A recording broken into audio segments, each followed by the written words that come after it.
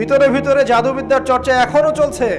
আরে জাদু সত্য, জাদু সত্য, চোখের বদনজরও সত্য। সায়েন্স বিশ্বাস করুক না করুক, এগুলো সত্য, কারণ কোরআন বলেছে সত্য, ব্যাস সত্য।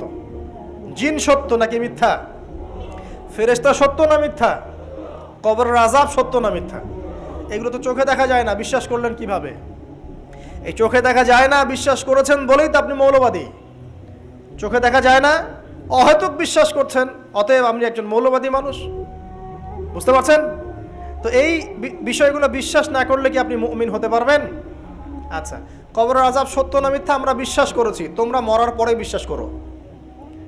আমরা মরার আগেই বিশ্বাস করেছি, তোমরা মরার পরে বিশ্বাস করো। তারপর তোমরা পাক্কা মৌলবাদী হয়ে যাবে। যখন মরার পরে যখন কঠিন কবরের আযাব শুরু হবে, দেখবা যে আইনাল ইয়াকিন। ইয়াকিন কয়েক প্রকার হয়। একটা হচ্ছে আপনার আইনাল ইয়াকিন, হাক্কুল ইয়াকিন,